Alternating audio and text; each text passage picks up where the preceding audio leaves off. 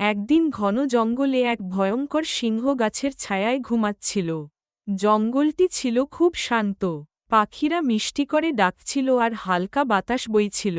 সেই সময় একটি ছোট ইঁদুর খাবারের খোঁজে দৌড়াতে দৌড়াতে সিংহের শরীরের ওপর উঠে পড়ল। ইঁদুরটি বুঝতেই পারেনি যে সে কার ওপর উঠেছে। হঠাৎ সিংহের ঘুম ভেঙে গেল। সে খুব রেগে গর্জন করে উঠল, কে আমার ঘুম ভাঙাল? সিংহ গর্জে উঠল। সিংহ তার বড় থাবা দিয়ে ছোট ইঁদুরটিকে ধরে ফেলল। ইঁদুরটি খুব ভয় পেয়ে গেল।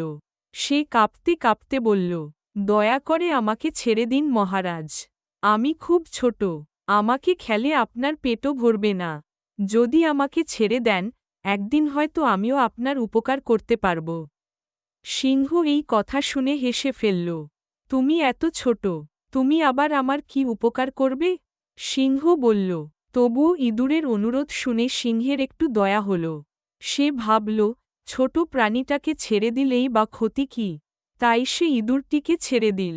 ইঁদুরটি খুব খুশি হয়ে বলল, ধন্যবাদ মহারাজ, আমি আপনার এই উপকার কখনো ভুলব না। তারপর সে দ্রুত দৌড়ে জঙ্গলের ভেতর চলে গেল। কয়েকদিন পরে জঙ্গলে কিছু শিকারী এল। তারা সিংহকে ধরার জন্য বড় জাল পেতে রাখল। দুর্ভাগ্যবশত সিংহ সেই জালে আটকে গেল। সিংহ অনেক চেষ্টা করেও জাল ছিঁড়তে পারল না। সে জোরে জোরে গর্জন করতে লাগল।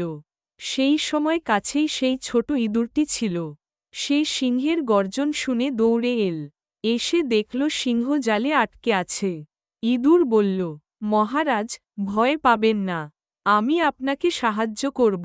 তারপর ইঁদুরটি তার ছোট দাঁত দিয়ে জাল কুটতে শুরু করল। ধীরে ধীরে সে জালের দড়ি কেটে ফেলল। কিছুক্ষণের মধ্যেই জাল ছিঁড়ে গেল এবং সিংহ মুক্ত হয়ে গেল। সিংহ খুব অবাক হয়ে বলল, তুমি সত্যিই আমার উপকার করলে। আমি ভাবিনি যে এত ছোট একটা প্রাণী আমার জীবন বাঁচাতে পারবে। ইঁদুর হেসে বলল, মহারাজ, কেউই ছোট নয়, সবাই কোনো না কোনোভাবে সাহায্য করতে পারে।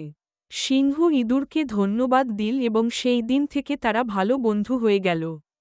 এই গল্প থেকে আমরা শিখলাম যে, ছোট বলে কাউকে কখনো অবহেলা করা উচিত নয়। ছোটরাও বড় উপকার করতে পারে।